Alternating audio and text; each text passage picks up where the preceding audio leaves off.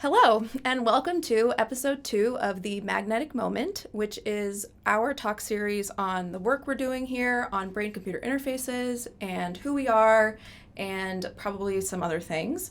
If you're new here, I'm Amanda, our head of strategy and operations, and this is Nishita, our CEO, and we are your hosts. If you're not new here, thank you for listening or watching, and thank you to many of you for your very gentle feedback about the size and placement of our microphones. We took the note, we are unobstructed, and we are ready to roll, yeah? Okay, so you will be able to listen to or watch these on YouTube, on Spotify on the go, which is very handy if you're driving or walking, which I found, in clips on LinkedIn, and probably by the time we post this somewhere on our website, though right now it's not there yet. So today's episode, I forgot to say, is on BCI trends. So we'll talk about trends in brain-computer interfaces, which is what BCI stands for. Yeah. Okay. Yeah. Awesome. Let's get kick it started. off Yeah. with our custom housekeeping. Okay. It's so favorite. Why are we called Sonera? Okay. Why are we called Sonera? So Sonera is a made-up word, obviously. Well, not obviously. Not. I mean, It is a made-up word. Okay, that's good to know. We originally wanted to use a normal word in the English language, like something that already exists. That's pretty natural. And so we made a list of all these words that we thought would be interesting or sound cool. Very excited about our list, and then went to our lawyers, and they were like, "These are all taken."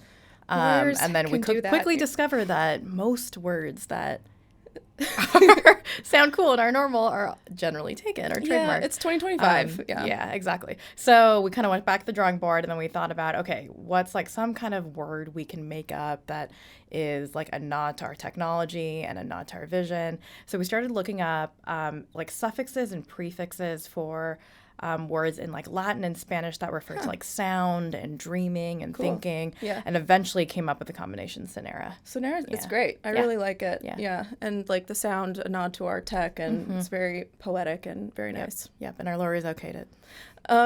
So as long as the lawyers are happy, we're happy here at Sonera. That's our motto, and everyone says it every day. So on to part 1 of our talk, foundations. Let's just like get the basics in place so that everyone knows what we're talking about. First things first, what is a brain-computer interface? Okay, so I actually looked this up in Claude the other day because I was Claude. curious what Claude would come up with. I'm a ChatGPT girl. I'm a Claude girl. All right. Started looking up what Claude would say about what a brain-computer interface is. Okay. And according to Claude, a brain-computer interface is a direct communication pathway between the brain and external device. Okay. And so effectively what that means is you have a system that captures signals from the brain. It interprets them using computer algorithms and then translates them into commands for either device control or some other application. Okay. And so the way that I think about it is a BCI sort of has 3 parts, right? Yeah. The first part is data capture, second part is data analysis, and the third part is the output or the specific application that's being built. Yeah, that makes a lot of sense. But it's like we're still, as an industry, like defining what it means to be a brain-computer interface. Like very recently, experts in the invasive field like put out this paper, and it's not as simple as it seems. Like, where's that complexity coming from? Yeah, so a lot of that complication is coming from primarily the data capture component. So if you just break down the data capture component, there's a lot of different ways that you can do that, right? There's invasive, semi-invasive, non-invasive technologies. There's also read technologies only, like only output BCIs. Okay. There's write technologies, input BCIs, and then closed loop BCIs, which do both read and write. Okay. And so some complication occurs when you're trying to define BCI for this really broad category of devices that in practice are actually quite different from each other. Yeah. Even just the type of signals they're measuring, the resolution of the signals, and the applications that they're useful for.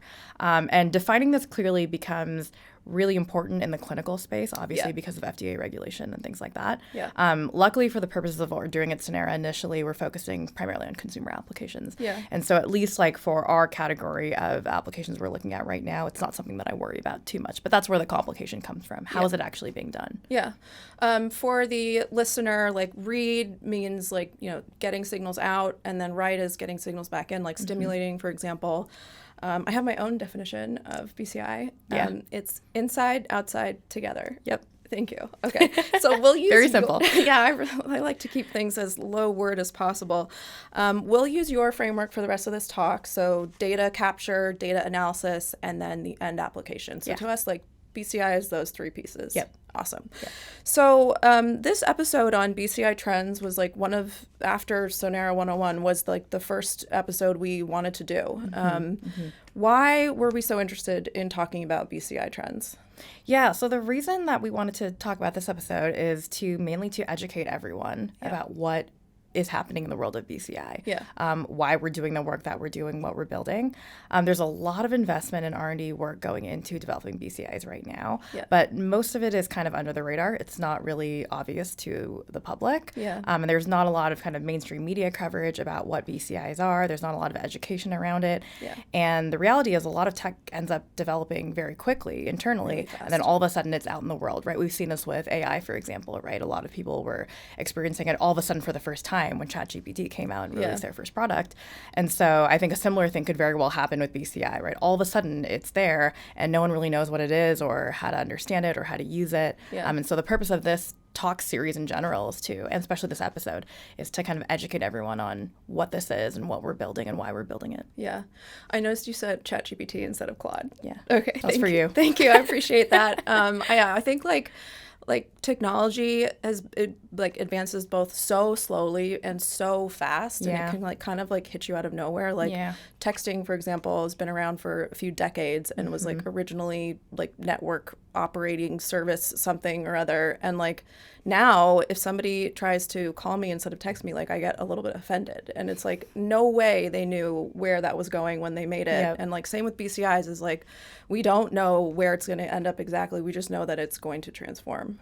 And oftentimes there are these inflection points that get hit where suddenly something is accessible at scale, right, which we'll talk about later on in this episode. And suddenly when it's accessible at scale, it just hits the world very quickly. So, we're partly here to educate, but your background, as we talked about last episode, is not in brain-computer interfaces. What was it like for you to learn about this? Like, it can kind of seem a little, like, hard to approach. Like, what was your learning journey? Yeah. So actually, I thought it was a little bit convoluted to learn about myself. Again, this is why we're doing this episode, right? There wasn't a ton of information. I just ended up doing a lot of like studying and reading as much source material as I could. Talking to a number of different experts, trying to synthesize the information, break it all apart, put it back together. And then the rest of it has been just like on the ground, just doing it, building the thing and seeing what problems we're running into, seeing what problems others are running into, and really trying to deeply understand what the bottlenecks in the field and the space are. And now it's really nice because I have like an amazing team, and so I can lean on all the experts on my team to help me understand like what we need to do to move forward and what the bottlenecks are. I think like same way you approach learning anything, like understanding, researching, talking, breaking apart, and like experts in this space are also still learning. So I think it's like, a really good approach. Fans would love to know, all of our fans, do you use any BCIs regularly today? So regularly, no. I think that's fair, probably. I've tried a number of different EEG headsets and a few different systems. Nothing's really stuck. I've never like found anything to be like useful enough or easy enough to use for me to want to keep using it. So that's kind of been the bottleneck for me personally. And I think also it's not really obvious unless you're in the space what's actually out there to use. That's fair. I know because obviously I know a lot of people in this industry, and I hear about a lot of different products being released early. But I think to a lot of people it's not even clear. So it's like hard to say that anyone can use a BCI regularly right now. Because it's not obvious what's out there. It's really just like experts in the space who know what's out there. Actually, one of the reasons I was excited to have you join the team is because of your expertise on both like the invasive side, the non-invasive side. You were at Synchron and Control Labs prior to joining our team. So actually, I'm curious from your perspective, what is out there for people to use? Can you give us a little bit of like a rundown of what's out there? Sure can. Great question. So I think the way to think about it is how we described it in the first episode. So it's the semi-invasive and invasive side, and then the non-invasive side, more consumer, and this side is more medical devices. So it's taking the semi-invasive and invasive side, really high fidelity and high performance because the signal is really good. All basically going after the same signal, which is EEG, which people are fairly familiar with. The thing that changes or is different across the players in that field, so to speak, is the method of data acquisition. So it's like on the brain, in the vein or in the brain. That's the real differentiation in terms of their approach. Actually, like many of the companies now that have active clinical trials are kind of focusing on a very natural, very good first application as well, which is device control for those with paralysis. So like not a ton of variation in the application even in that space. So on the device control side, in active clinical trials we have Synchron, and then we have Precision Neuro. BlackRock, not the bank, it's a wholly different thing. I had to learn that pretty quick. And Neuralink, and I think Paradromics is going to start clinical trials pretty soon. And then in the non-gesture control space, or device control, In-Brain Neuroelectronics is a Spanish company, and they're working on Parkinson's. And Motif Neuro, another American company, focusing on depression, I believe, diagnosis and treatment, but don't quote me on that. So that's the the medical device side. And then on the non-invasive side, lower fidelity and lower performance. Also largely the same signal, it's surface EEG. And the difference there comes in form factor and like location of the signal and end application. Much more diverse set of end applications there, which makes sense. Makes sense, yeah. So we have a couple like general purpose R&D platforms that you can develop into other specific applications. Like Emotive is a big one. Kernel, which does surface EEG, and something called FNIRS, which is basically like blood flow sensing. Blood flow, yeah. Blood flow, thank you, yeah. And I think Brian Johnson's former company, so there's a don't die something or other, so more people may be hearing about Kernel now. And Open BCI, so shout out to Brooklyn on that one. And then for specific applications, Neurosity has a crown for meditation. Tried that one. Yeah. And then Flow Neuro, not Kernel's Flow device, but Flow Neuro is doing depression, I believe. Yeah. And then Muse is doing sleep, all important sleep. Meditation. Yeah, focus probably. Yeah. So yeah, there's a bunch out there.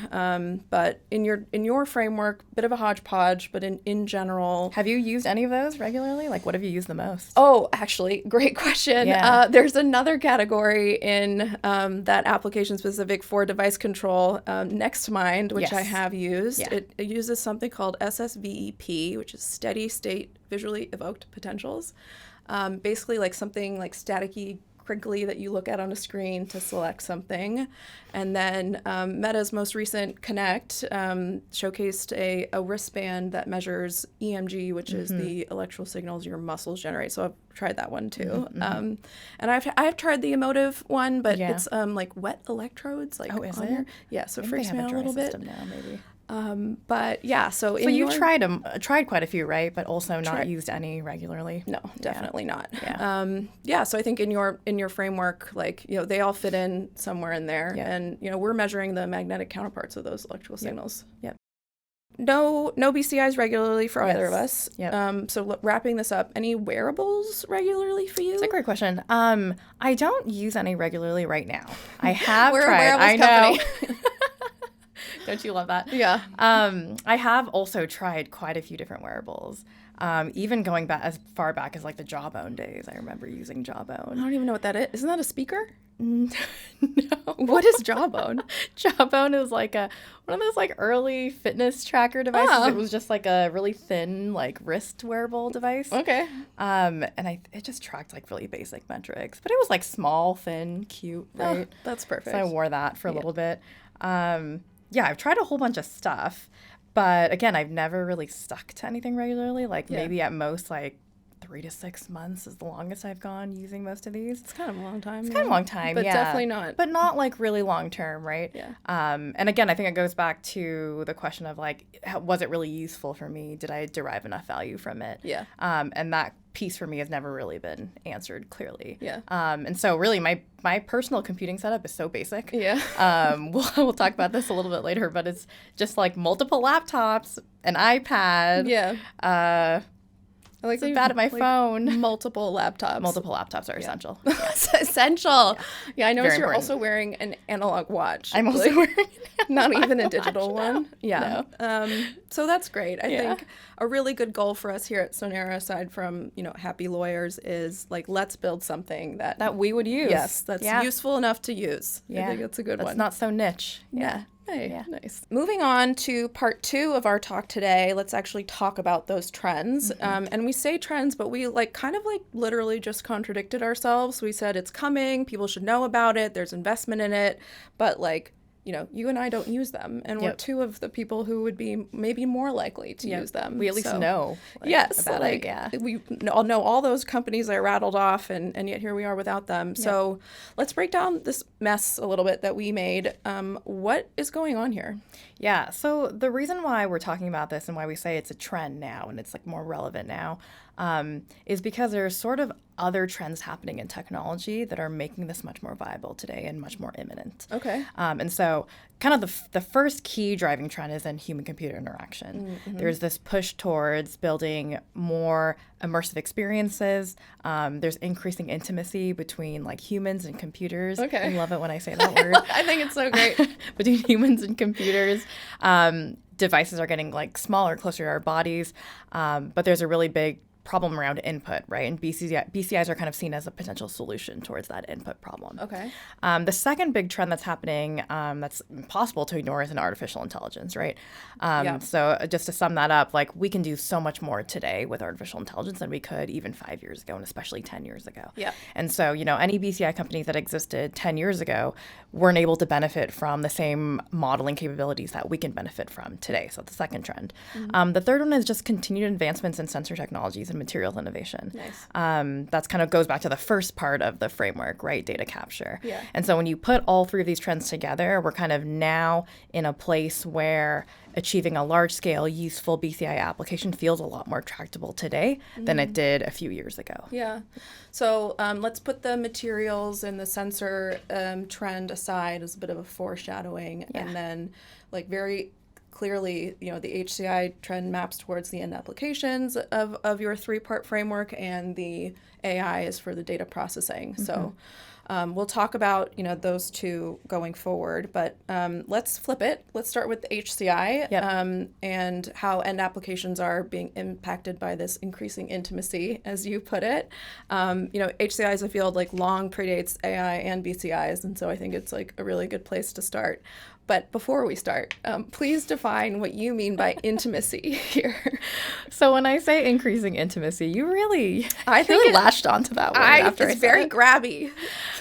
So what I mean when I say intimacy is the relationship that we have with technology is becoming more intimate as devices become more immersive, right? Okay. So like I was saying earlier, their devices are smaller, they're closer to our bodies, they're giving us all this information about ourselves, some of which we act upon and actually changes our behavior and impacts us in different ways. And so there's just this much closer kind of feedback loop between humans and the technologies that they're interacting with today. So that's what I mean when I say more intimate relationship. So not an emotional intimacy. It could be. Well, that's fair. I think this I guess more information passing between fits really well into our target applications too. So input sensing, as we put it, is how we're telling our devices what we want them to do. Yes. Yeah. And health monitoring is them devices. I'm also already anthropomorphizing all of our devices.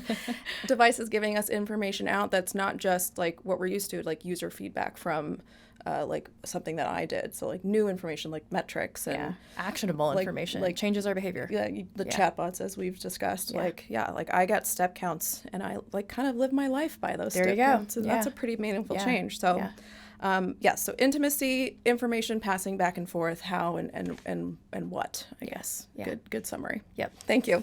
Yeah, I think that's a great word, so we really had to spend some time on it. So to understand where we are now today, let's do a little bit of history lesson. Okay. Modern HCI, like where did we start? Yeah, so modern HCI, a lot of people say started in 1968 with a very specific demo. Mother of all demos. Mother of all demos, done by Doug Engelbart. The father of the mouse. Father of the mouse. Fun fact, he got his PhD in EECS at Berkeley. Really? Yep, exactly where I got my PhD, where God. Dom got his PhD, and a few other people on our team. Is that why we're Same doing department. what we're doing? Probably. Okay. Yeah. Oh, okay. He influenced us. Yes, it's like subtle. So a lot of people say that modern HCI started with this demo that he did back in 1968. And so what he did in this demo is he used what was called a corded keyboard, a 5-set keyboard, Okay. And then a mouse, like a standard mouse, and a QWERTY keyboard. Okay. And he basically showed for the first time like what highly interactive computing could look like. So his demo showed him being able to control text on a screen, move it around. It demoed the concept of like hypertext for the first time. So cool. He even did some like real-time collaboration with some remote colleagues. Yeah. And that was all very new for the field at the time. And In so the a lot 60s. of people in the 60s. Yeah, that's wild. So a lot of people say that was kind of like the beginning of modern HCI. Yeah. And so really the start of it is, a mouse for 1D, 2D control plus a standard QWERTY keyboard. Yeah. 1D here is like click, and like 2D here is like navigating a UI. Yeah. Just to put that in context, which everybody knows because they've used a mouse. But I think like the first mouse in the 60s, the first computer came in like the 40s. And so like for decades, like HCI was like pushing paper into a wall, which is Extremely rudimentary. yes, Yeah. I'm glad that's not my life. And one little fun fact here, I guess we have two fun facts about this. Evan, our producer, used to walk by the corded keyboard and the mouse every day at his old job. Wow. It's pretty cool. Yeah. Every day. There's a lot of subtle influence from Doug Yeah. in these parts here. Yeah. Okay, so that's where we started. That, keyboard, text entry, mouse, 1D, 2D. Yep. Where are we now?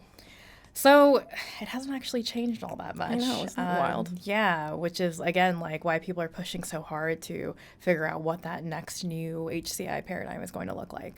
Kind of going back to my own personal computing setup, right? It's effectively what Doug was showing, right? That's what I use. Yeah. And so, yeah, it hasn't changed that much. It's still kind of the mouse and keyboard combination. And so in order to create this, more immersive experience, we need a completely new framework altogether. Yeah. In a lot of ways, like you and I have talked about this a lot, the basic minimum should be like today's framework right now, Yeah. right? That's the new basic minimum. Yeah. And then we have to think about what it looks like moving forward from there. Yeah. We obviously have voice control and touch screens and different biometrics, but again, most of the time it's the mouse and keyboard still for most people. You're a bit of a, I'll say, old school user of tech in Thank you. many ways. Thank you. Like phone calls even. Do you even use voice control? No. Okay. That's great.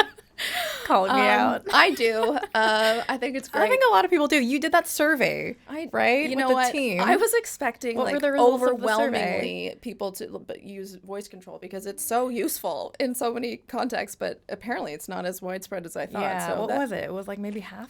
It the wasn't team? even It half. wasn't even half. It was a bit Less of a than half rude use wake it. up. Honestly, I'm trying to forget that one poll. So that's a bummer. I think the like where we are now. I think like one of the things I think about a lot is I kind of like measure my user experience happiness in clicks and like the number of clicks I have to do to get what I want. Such an Amanda statement. And like even like clicking at all sometimes like really annoys me, and it's like there's just such a disconnect between like what I want my device to do and like what I can tell it to do. Yep. And like a really like crisp tiny example of that is like if you have a smart TV and you've ever had to like log in on it or search in and use Yes. the buttons to do text entry, Yeah. it's like infuriating, I feel. Which is what I do without my voice control. So Well, it's not great.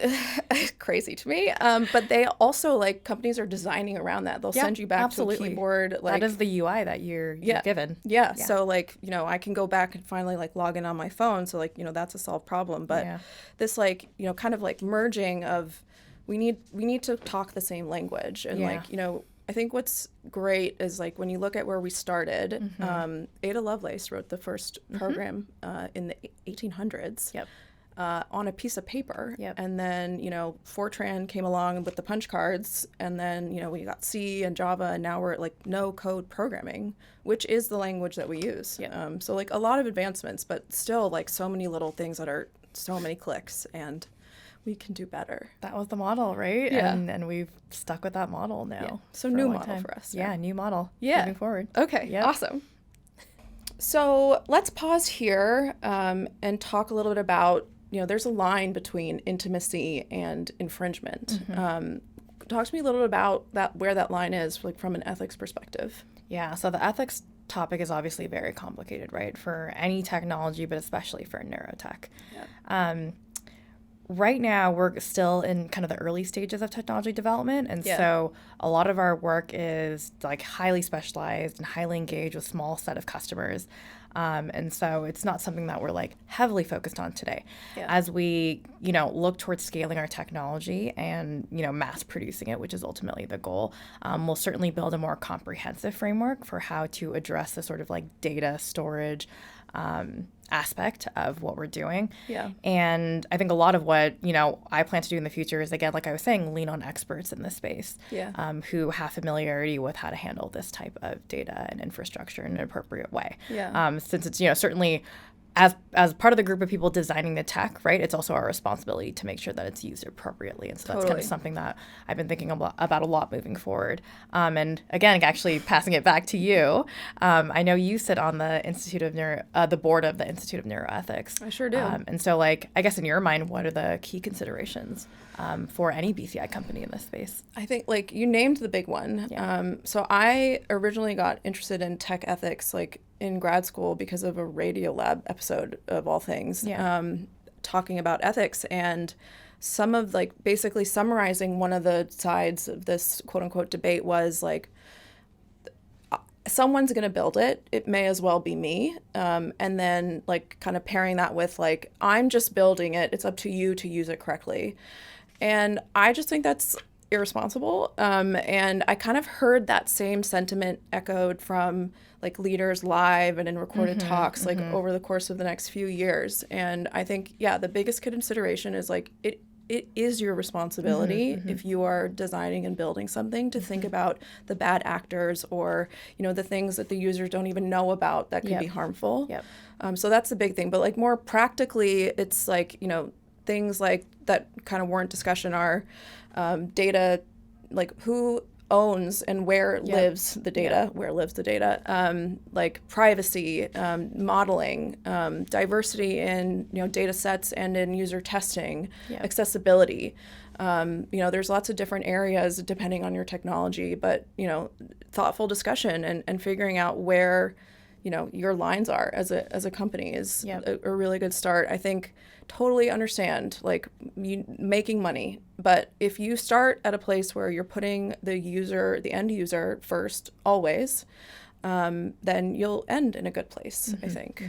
So if you want to learn more about this, instituteofneuroethics.org, just another little shout out there, aka Ionics. So coming back to our regularly scheduled programming, summarizing the HCI trend that we talk about, increasing intimacy between our devices, and we're trying to learn to speak the same language, and that's what BCIs will help us enable. So that's trend one. Let's talk about the data processing AI trend. What have we been seeing there? Yeah, so the AI trend is like, I think everyone can feel it viscerally, right? Yeah. And so what we're seeing is like in the last like couple years, this huge advancement in modeling capabilities. We're getting much closer to like truer artificial intelligence, which is mimicking human intelligence now. Whereas before it was most of AI was machine learning, right? So it was using algorithms to train computers to do very specific tasks, like using chatbots and things like that. And now we're moving into a world where AI is allowing models to become more generative in nature. Yeah. And so like we're seeing things like, ChatGPT is an obvious one, generating text, but also generating video, generating images, coding. There's a lot of applications out there now that can do coding for you. And so we're moving into a world where AI is just becoming significantly more advanced and much more similar to, again, like human intelligence.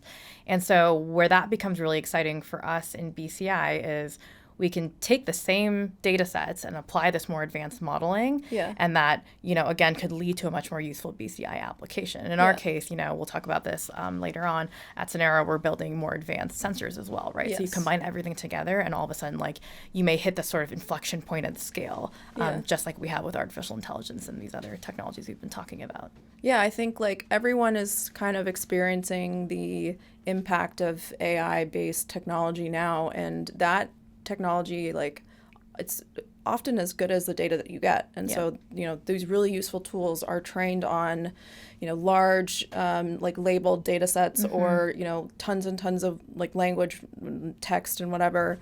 And we can apply that to our data, like what we're like, the like human mind, like that's such cool, interesting data. And I'm like, just really excited how we can leverage what's going on for like the cool, interesting stuff. It's like, so this is like the second piece of the framework, right? That part's also in parallel improving, even like regardless of what we do on the hardware side, that part's improving, and then we can leverage it in our system. So these two pieces getting much better, and like when we lay it out like this, like, why aren't we living like John Anderton or Tony Stark? Like, what gives? So the really big bottleneck is, again, going back to the first piece, data capture. It's really, really hard to get high performance at scale. And so, invasive companies they're trying to develop different sensor technologies and solutions for getting into the brain and like under the skull. Some of them are above the skull, but to try to basically get as high signal quality as possible in order to improve that data capture piece of it. And then there's, of course, non-invasive companies that are mostly focused on the other portions of that framework. They're mostly focused on improving the modeling or data analysis. They're trying to improve the form factor, or they're just highly focused on a very specific application. There's actually not a ton of work being done today on improving the actual bottleneck in non-invasive, which is getting that kind of high signal quality out, which is kind of the focus of what we're doing. So like in other words, like surface EEG is limiting us, and we need something better.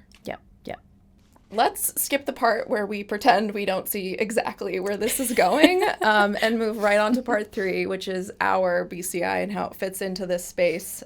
So would you believe that we are developing a non-invasive, tiny form factor amazing BCI that enables high performance at Good scale? For us. It's incredible how that worked out.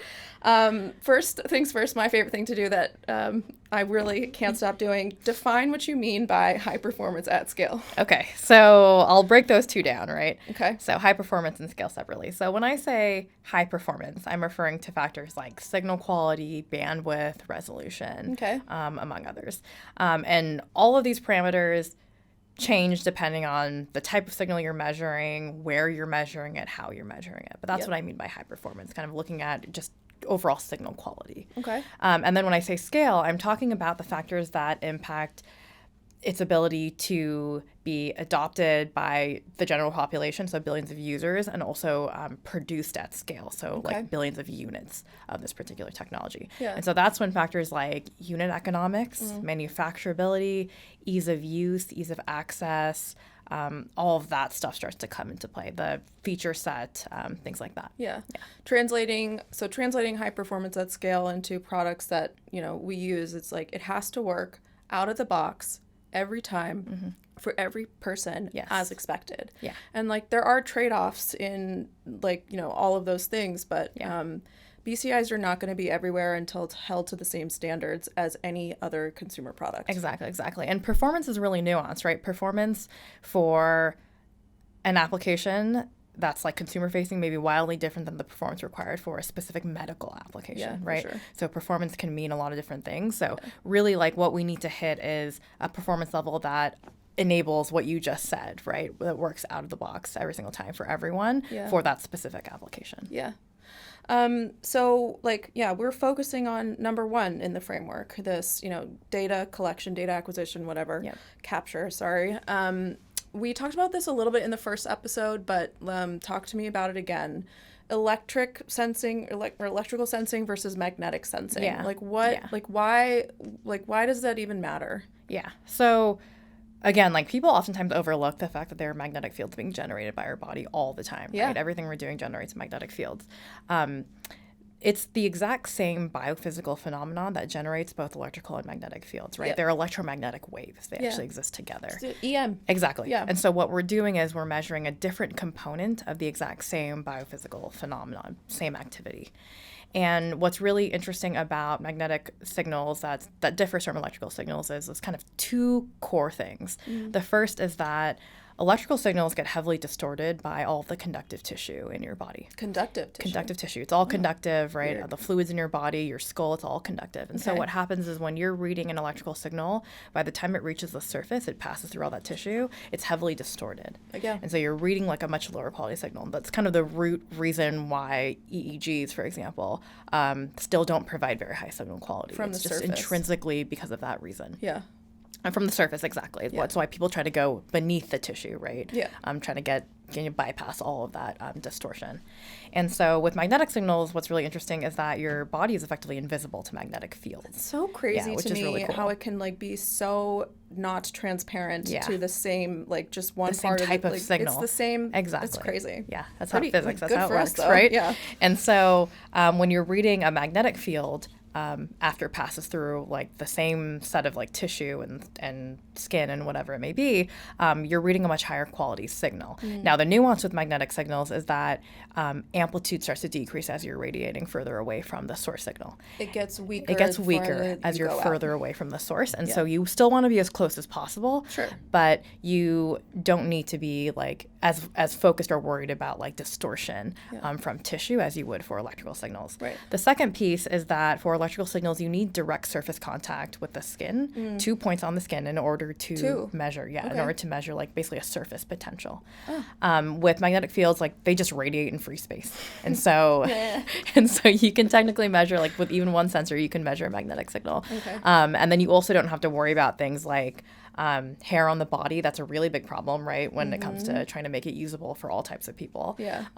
Sweat, other physiological differences, these like tissue differences between Yeah. people. And even things like fabrics or packaging, right? If we wanted to package this internally into some kind of wearable, you can do that with magnetic sensors, and you can't do that with electrodes, right? They have to be exposed and touching the surface. Or like wet. Exactly, or wet, which is even more difficult, right? It's harder to use. And so when you kind of combine just these two core differences, right, with magnetic signals, where it's contactless and you have a higher quality signal just intrinsically, what's really exciting about that is that you can effectively build a whole new class of products based on magnetic BCIs, essentially. And so that's kind of what we're most excited about. Yeah, that's great. I think, Sonera I've been at a few companies, different sizes, different focuses, and like, very neuro-driven companies, and that makes a lot of sense. But, Sonera is like engineering and materials driven. Yes, and it's like, it's such a different approach to, it's like not the same, but generally the same the problem. And I like it. It's pretty cool. Yeah, it's more akin to almost like what a lot of the invasive companies are doing, right? Really trying to figure out this like hardware piece and not just the modeling piece. And I mean, the hope for us is that kind of trying to figure out the non-invasive sensor piece will allow us to close that gap a little bit more between non-invasive and invasive technologies, right? If we build a really high-performance non-invasive technology, then maybe we can come a little bit closer to what invasive technologies are doing and either like enable new applications or even work in conjunction with some of those technologies to make those applications more useful. Yeah, and then sprinkle on our neuro team and our software team and just hit the ground running. Yep. Awesome. Yep. Magnetics sound like a really good way to do it, but as we mentioned in the first episode, you need shielding. Like it's not, you can't just like put it in a chip and off you go. Is it working? Like where are we at with a magnetic sensing based BCI? Yeah. So kind of going back a little bit away from our technology, like we already know from today's high performance magnetometer systems, right, the ones in shielded rooms, that you can enable BCI applications. So there are companies, Kernel was previously working on this actually, but there are other groups, research groups, companies that have shown that you can do things like identifying a song that somebody is listening to, or just basic cursor control, or image selection. So a lot of the standard BCI applications that you see that have been done with electrically based technologies or even some invasive, you can do with magnetics. The problem, of course, is that those are all being done, like you said, in shielded conditions. Yeah. And so a lot of the work that we've been doing internally has been using both our magnetometers and other third-party magnetometers to figure out what can be done with magnetically based BCIs. And so, just with our own work internally, we've shown using commercially available magnetometers that you can do a bunch of different demos in both shielded and ambient conditions. For example, you can use hand gestures to play a game of Tetris. You can even enable like silent communication. These are some of the things that we're working on internally. And then early testing with our sensors shows that we should be able to do all of this and more, except now we can do it in a much smaller form factor. So yes, like it is working in the sense that we know that we're kind of on a path where that's very promising when it comes to being able to enable BCI applications based on magnetics. And I think our sensor technology will be able to do a lot of what these third-party technologies are showing, either better, but certainly in a much better form factor as well as we continue improving performance and optimizing the system. Yeah, definitely better too. Definitely better. Yeah. Like we will deliver a non-invasive, high-performance BCI in a chip at scale with intelligent modeling. Yes. Full stop. All the pieces. So let's translate all of that string of jargon I just said into like our applications and products that we can enable. Yep. So the two categories that we're focusing on are broadly like input sensing and health monitoring, which you've touched upon in various capacities today. The kind of the first target is to do consumer-facing BCIs, right? I'll talk about medical in a second, but mostly to do consumer-facing BCIs first. And so on the input sensing side, what that means is being able to enable hands-free control or more immersive control of personal computing devices. So that could be, hand gestures today, but eventually like maybe things like silent communication through like a glasses form factor or earbuds, right? I think people don't even really know what the form factor will be yet, but that would be the goal. So cool. So it could be, again, like through wristbands or glasses or earbuds, like all these different form factors. The idea is more immersive hands-free control. So a new way of getting information from our bodies into our computing devices to control them. Without wearing a helmet. Exactly, without wearing a helmet. And then on the health monitoring side, the goal here is a little bit different. It's to leverage this new data set that we're accessing with our sensors, this biomagnetic signal data set. And being able to use that to either improve the accuracy of existing health metrics we track today, so things that people are used to, or being able to actually identify or enable new metrics that could be useful in some way. Obviously like blood pressure and glucose monitoring, all those things are, new types of metrics people are working on and trying to push. So it'd be really exciting to see if we could enable some of that. And so like the idea behind that and the goal behind the health monitoring side is to be able to improve these metrics and also just gain a deeper, richer insight into what's going on in our bodies and then apply that in some way for like general wellness. And then on the medical side, there's kind of a lot of applications we're keeping an eye on long term. Generally, the goal on the medical side, the way I see it, is to effectively raise the gold standard of brain imaging. Right. Cool. Right now, it is EEG. Yep. Back when we started the company, in the first episode I referred to, I think when we talked to like 200 neurologists. No, there was like our 200 neurologists, right, that we talked to for sure. For a couple months. And across the board, they said that the first line of care is EEG. And I asked them if it was useful, if it was good, and they were like, not really. It's like pretty bad. It's not great. They weren't happy with it at all, but it's like the cheapest, most accessible, easy thing to use, right? And so, what I would love to see is like with a magnetically based approach, right? You build something that's called magnetoencephalography, right? You can build a system like that. You can just raise the gold standard of imaging significantly, right? So something that today is only given to patients with very difficult to treat conditions and reserved for those individuals because it's a very expensive tool to use, can then be used in the way that EEG is used with our technology. So that's kind of what I envision on the medical side. And I think there's going to be a lot of for that alone, there's going to be massive impact in like all sorts of like neurodegenerative diseases, neurological disorders, Brain mental health, just general mental wellness, like diagnosis, treatment, identifying new biomarkers. I think there's a ton of stuff that can be uncovered there that's really exciting. That's great. So speaking of exciting, let's end today. What are you most excited about in the BCI space? What I am most excited about in the BCI space right now is that we're in a very interesting time for BCI. So kind of going back to some of the trends we talked about earlier, there's all these different trends in technology that are happening, right? In human-computer interaction becoming more immersive, in artificial intelligence becoming more advanced, and sensor technology is improving. And so it's a very exciting time to be in the BCI space because, again, I think we'll very soon hit an inflection point where we'll start to see, again, large-scale, useful BCI applications for the very first time. And I think there are a lot of people now looking at, again, going back to AI, looking at this new, all these new advancements in AI and what you can do with Claude and ChatGPT and all these new programs, and sort of looking at all these systems and asking themselves, like, what is a new interface with these systems going to look like, right? I feel like, I think, Doug Engelbart's, HCI mouse keyboard demo probably is insufficient. It doesn't really do justice to the capabilities of artificial intelligence today. And so there's kind of this looming question around, like, what is the hardware AI device of the future going to look like? And I think BCIs are going to play a very pivotal role in that, in providing like a much richer type of input for a much richer form of modeling. So that's what I'm most excited about. A new paradigm. Very cool.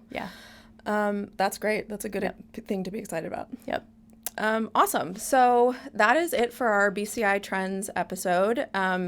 You can, as I said before, see it on YouTube and listen to it on Spotify and LinkedIn and maybe the website. We want to thank Evan, our producer, for all of his producing. He does a really fantastic job. You're welcome. And expect the same thing, another episode in like 2 to 3 months and clips on LinkedIn. And if you like what we're doing, you can go ahead and hit that bell, which is something our younger employees taught me, to subscribe and follow along. So, did you know what that was before? No, me neither. Someone said it to me, and I was like, "What are you talking about?" And he was like, "It means click the bell." I was like, "Okay, sure, hit the bell, and we'll come out with more episodes." So, that's it. Thank you. Thank you.